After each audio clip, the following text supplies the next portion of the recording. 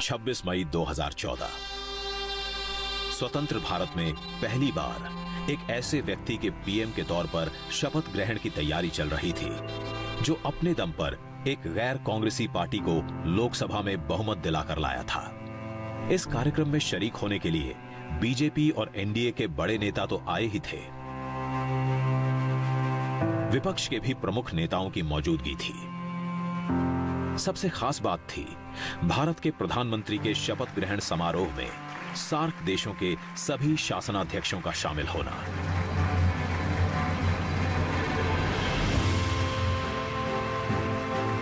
नरेंद्र मोदी ने भारत के 15वें प्रधानमंत्री के तौर पर शपथ ली।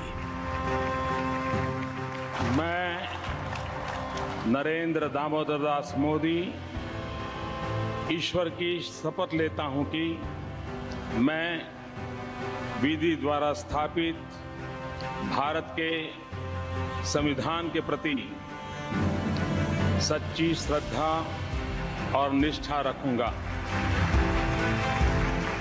पहले कभी किसी ने पूरे हमारे नेबरहुड के पड़ोसी देशों के जो लीडर्स थे उनको नहीं बुलाया था। और आप जानते हैं वैसे भारत और पाकिस्तान के रिलेशंस जो हैं वो ऊपर नीचे होते रहते हैं, तो एक बड़ा रिस्क था, एक नई सोच थी और एक नया फॉर्म ऑफ पब्लिक कम्युनिकेशन था।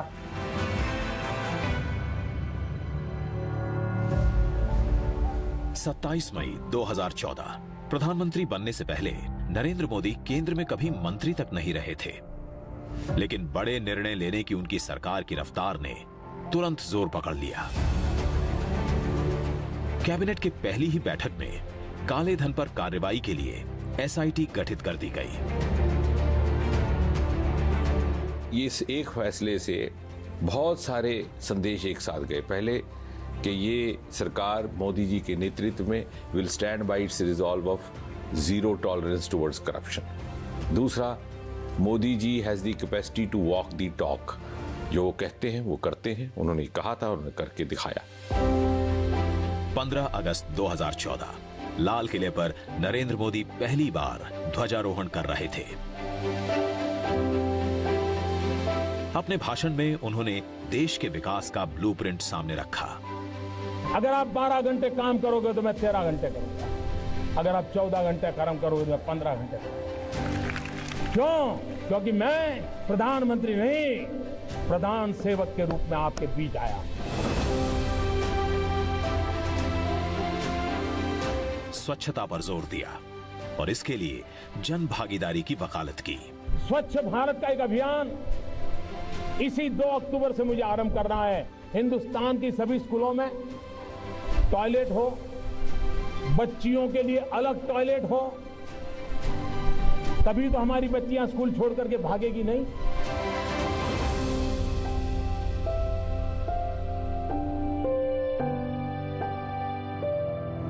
पीएम मोदी की प्राथमिकता के केंद्र में रहे गांव के गरीब, किसान और मजदूर।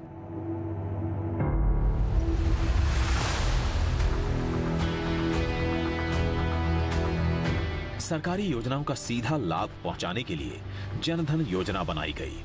28 अगस्त 2014 को यह योजना लॉन्च हुई। जीरो बैलेंस की सुविधा के साथ बैंक खाते खोले गए। ऐसे खातों की संख्या 43 करोड़ के आंकड़े को पार कर चुकी है।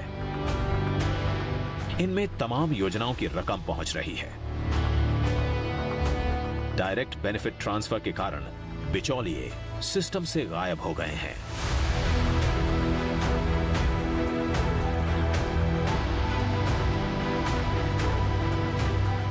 प्रधानमंत्री जनधन योजना, इतने लार्ज स्केल में बैंक अकाउंट खुलना असाधारण एक काम था।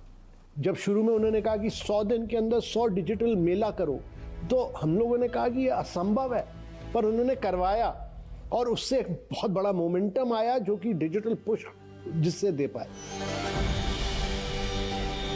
2 अक्टूबर 2014 स्वच्छता अभियान को धरातल पर उतारने का काम गांधी जयंती के दिन शुरू हुआ। पीएम मोदी खुद वाराणसी पहुंचे। 80 घाट पर फावड़ा उठाकर सफाई की। इस अभियान में क्या आम और क्या खास, सभी जुड़े।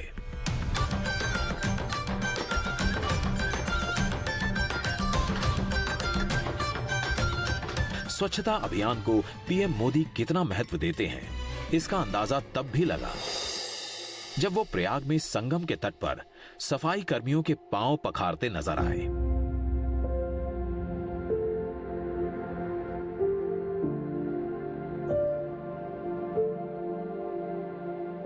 मोदी देश के सबसे कमजोर, सबसे गरीब लोगों के पांव अपने हाथ में उठाकर बड़ा संदेश दे रहे थे।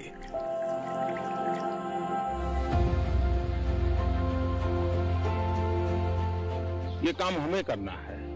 मेरे देश के लाखों नौजवानों को खास करके आग्रह करता हूं, आइए मेरे साथ जुड़िए।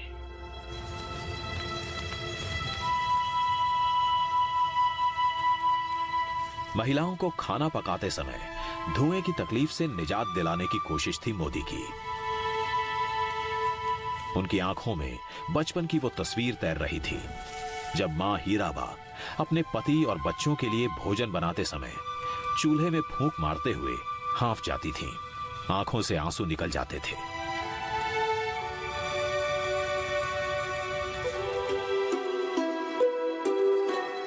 एक मई 2016 उज्ज्वला योजना लॉन्च हुई। गरीब परिवारों को मुफ्त एलपीजी सिलेंडर और चूल्हा बांटने का अभियान शुरू हुआ।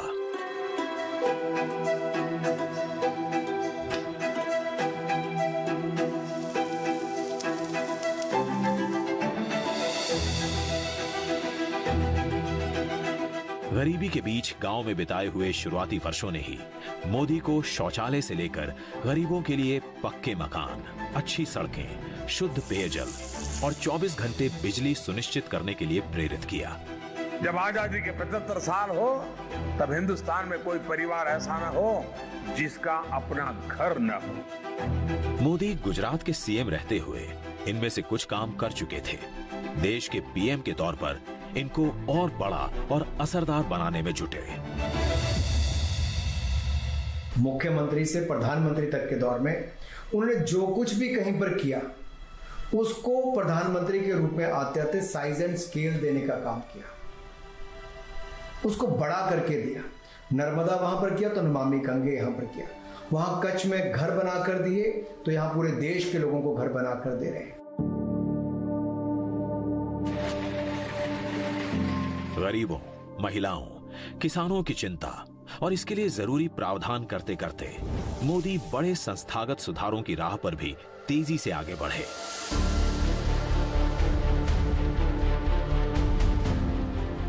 योजना आयोग की जगह नई जरूरतों के हिसाब से नीति आयोग की स्थापना की। नीति आयोग सेंट्रल गवर्नमेंट की एक ऐसी एजेंसी है जो स्टेट्स में जाकर स्टेट्स के साथ काम करता है। ये कई यूनिक चीज़ें करता है, जैसे एस्पिरेशनल डिस्ट्रिक्ट जो कि हमारे देश के सबसे पिछड़े हुए डिस्ट्रिक्ट्स हैं। इसी तरह अटल इनोवेशन मिशन हम चलाते हैं जहां हमने करीब 10,000 टिंकरिंग लैब शुरू किए, इंक्यूबेशन सेंटर शुरू किए।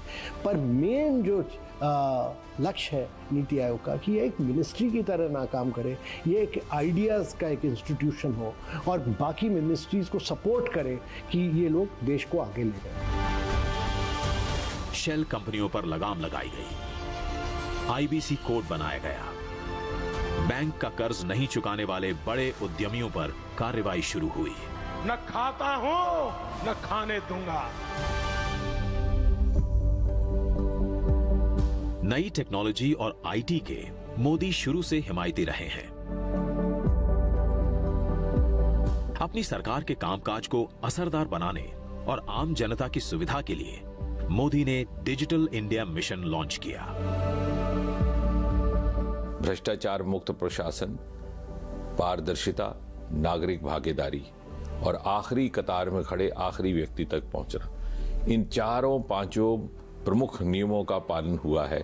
और साथ ही साथ मोदी जी की जो टेक्नोलॉजी और विज्ञान के प्रति झुकाव है और हर नए रिफॉर्म में, नए सुधार में टेक्नोलॉजी का पर्याप्त उपयोग करना, वो भी इसमें झलकता है। 1 जुलाई 2015 को लॉन्च हुआ ये मिशन अगले कुछ वर्षों में उमंग, digi locker, RuPay, Bhim, UPI जैसे प्लेटफॉर्म्स और एप्स के जरिए और विस्तार पाता गया।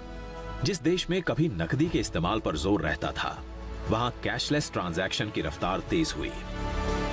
इरादा था सिस्टम को और पारदर्शी बनाना, काले धन को कम करना, जिसकी कोशिश मोदी पहले नोटबंदी के तहत कर चुके थे। यूपीए सरकार के समय शुरू हुई आधार योजना को मोदी ने पूरी ताकत के साथ अपना लिया, नई ऊंचाइयों पर पहुंचाया। देश के तमाम लोगों के आधार कार्ड बने, उन्हें बैंक खातों से जोड़ा गया ताकि योजनाओं का लाभ असली लोगों तक पहुंचे। पहले प्रॉब्लम यह था कि लोग अपने अकाउंट ही नहीं खोल पाते थे क्योंकि उनके पास केवाईसी डॉक्यूमेंट ही नहीं होते थे। आधार ने इस प्रकार की आइडेंटिटी लोगों को प्रदान की। दूसरी बात यह हुई कि जिस व्यक्ति को पैसा मिलना चाहिए सब्सिडी, अब उसी को मिल रहा है। गांव गरीब की चिंता करने वाले पीएम मोदी ने शिक्षा, स्वास्थ्य और रोजगार पर भी खासा ध्यान दिया। नए आईआईएम, नए आईआईटी, नए एम्स देश के तमाम हिस्सों में खोले गए। साथ ही नौजवानों के हुनर निखारने के लिए स्किल इंडिया मिशन शुरू किया गया। अटल इनोवेशन मिशन में हमने करीब 10,000 टिंकरिंग लैब शुरू किए स्कूल्स में। 5वीं क्लास के बच्चे जाकर 3D printing, robots, internet of things, artificial intelligence, ये एक नई सोच उनके दिमाग में आ जाती है 5वीं क्लास के बाद। 7 नवंबर 2015 नरेंद्र मोदी ने अपना एक बड़ा चुनावी वादा निभाया। सैनिकों की 40 वर्ष पुरानी 1 रैंक 1 पेंशन की मांग पूरी की।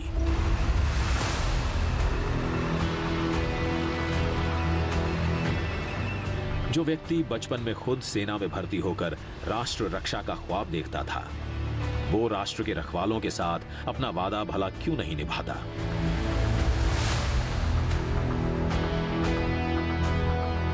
मोदी ने पीएम बनने के साथ ही भारतीय सेना के सामने मुंह बाई खड़ी समस्याओं पर ध्यान देना शुरू कर दिया था। आधुनिकीकरण की सुस्त रफ्तार से लेकर लड़ाकू जहाजों और अत्याधुनिक पनडुब्बियों की कमी परेशान कर रही थी। हमने जितना मांगा था उससे कहीं अधिक बढ़कर के सरकार ने हमको लिमिट दिया कि काम करो। आज आप देखिए डीआरडीओ दुनिया में जो बेस्ट इंस्टीट्यूशंस है, सेंटर ऑफ एक्सेलेंस, तो किस तरह के अपने यहाँ हथियार से लेकर बाकी चीजों में चीजों को बनाने का काम कर रहे हैं हमारे साइंटिस्ट। सेना के सामने खड़ी चुनौतियों का हल निकालने में लगे मोदी सैनिकों का हौसला बढ़ाने के लिए हर साल दिवाली उनके साथ मनाते रहे। कभी पंजाब, कभी कश्मीर, कभी राजस्थान, तो कभी लद्दाख। साल दर साल वो जवानों के बीच जाते रहे।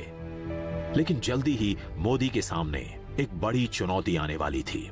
दुश्मन खुद मोदी के हौसले की परीक्षा लेने वाला था। 18 सितंबर 2016 सुबह के 5:30 बजे थे। उरी की सैनिक छावनी में सोए हुए जवानों पर आतंकवादियों ने घात लगाकर हमला कर दिया।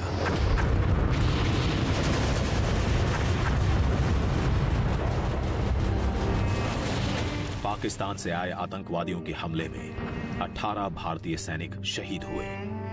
पूरे देश में गुस्से की लहर पैदा हुई, बदले की भावना मजबूत हुई। पीएम मोदी को भी जन भावनाओं का साफ अंदाजा था। आतंकवादी कान खोल के सुन ले कि देश इस बात को कभी भूलने वाला नहीं है।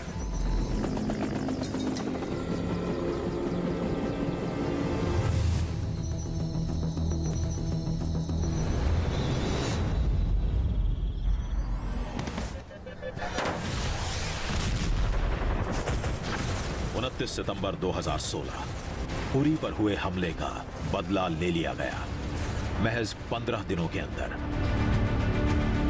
The Indian Army conducted surgical strikes last night at these launch pads. पाक अधिकृत कश्मीर के अंदर आतंकी ठिकानों पर सर्जिकल स्ट्राइक करके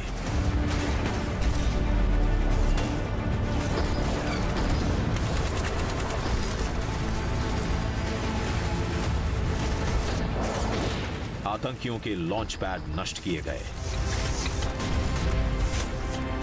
आतंकवादियों को मार गिराया गया। पीएम मोदी के हौसले और जोखिम लेने की क्षमता का यह बड़ा प्रदर्शन था। आखिर पाकिस्तान परमाणु हमले की धमकी जो हमेशा दिखाता रहा था।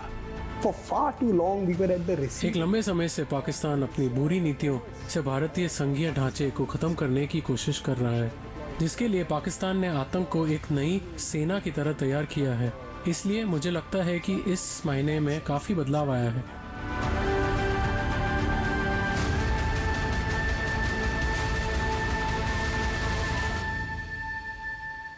एक जुलाई 2017 सैन्य मोर्चे पर जबरदस्त हौसला दिखाने वाले पीएम मोदी के लिए आर्थिक मोर्चे पर बड़ा हौसला दिखाने वाला दिन था ये।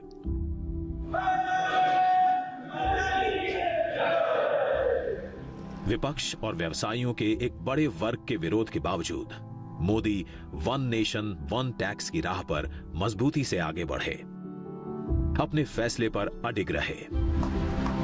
30 जून और 1 जुलाई के बीच की रात 12 बजे संसद के सेंट्रल हॉल में प्रधानमंत्री ने जीएसटी को लागू किया। देश की आजादी के बाद से टैक्सेशन के मामले में यह सबसे क्रांतिकारी कदम था। India needed to sign a free trade agreement with it. इससे पहले कि भारत दुनिया के साथ व्यापार कर पाता, उसे संघीय सीमाओं के पार व्यापार करने में सक्षम होना चाहिए, और जीएसटी एक प्रयास है जो ऐसा होने देता है। बड़े फैसले, बड़े कदम मोदी लगातार उठाते रहे। संसद में बिल पास कराकर 19 सितंबर 2018 से देश में ट्रिपल तलाक के मामले में सजा के प्रावधान वाले कानून को लागू कर दिया। मुस्लिम महिलाओं के लिए यह कानून काफी राहत लेकर आया। मुस्लिम महिलाएं काफी संक्रमित होती थी, उनको तलाक तलाक तलाक ऐसा 3 बार बोल करके जो तलाक दिया जाता था, उसके कारण उनका जीवन छिन्न भिन्न हो जाता था। इसका उपाय भी उन्होंने निकाला कि उन्होंने तलाक में जो आवश्यक सुधार करना था या एक्ट में परिवर्तन करना था वो किया, और पूरे देश में मुस्लिम महिलाओं ने उनको आशीर्वाद दिया। जरूरी कानून बनाने के साथ ही विकास का सिलसिला भी आगे बढ़ा। लुक ईस्ट पॉलिसी के तहत मोदी ने नॉर्थ ईस्ट के विकास पर ध्यान दिया। पूर्वोत्तर के राज्यों को मोदी ने अष्ट देवियों के तौर पर देखा। बड़े पैमाने पर कनेक्टिविटी से लेकर आधारभूत सुविधाएं बढ़ाने पर काम हुआ। इन राज्यों के विकास को धार देने के लिए डोनर जैसा मंत्रालय बना। आज मणिपुर में जाकर आप देखिए, बाकी जगहों पर कैसे एयरपोर्ट्स, फ्लाइट्स की संख्या कितनी बढ़ गई, ट्रेनों की संख्या कितनी बढ़ गई, बॉर्डरिंग इलाके में पुल कितने बड़े पैमाने पर बन रहे हैं, और जिस तरह से वहां पर इन्वेस्टमेंट सड़कों से लेकर के उद्योग धंधे में हुआ है। अब वो लोग कहते हैं कि हमें लगता है कि हम तो देश की मुख्य धारा से तेजी से आगे जा रहे हैं। नमामि गंगे, जल जीवन मिशन, उड़ान, आयुष्मान भारत, जन औषधि योजना, मुद्रा योजना, startup India, fit India, make in India देश की प्रगति के लिए पीएम मोदी के बड़े कदमों की निशानी बने। देश को आर्थिक समृद्धि की राह पर ले जाने में लगे मोदी की राह में एक बार फिर से पाकिस्तान ने बड़ी रुकावट डालने की कोशिश की। 14 फरवरी 2019 ये वो दिन था जब पाकिस्तान में तालीम हासिल करने वाले जैश ए मोहम्मद के आतंकवादियों ने सीआरपीएफ के काफिले पर फिदायीन हमला कर दिया।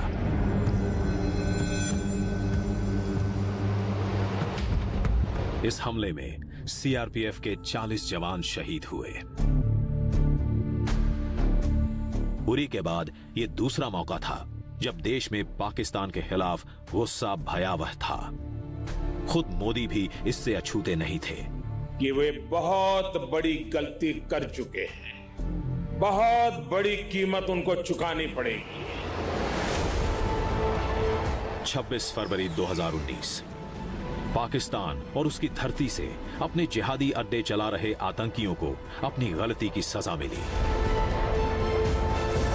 भारतीय वायुसेना के विमानों ने पाकिस्तान के बालाकोट पर एयर स्ट्राइक की,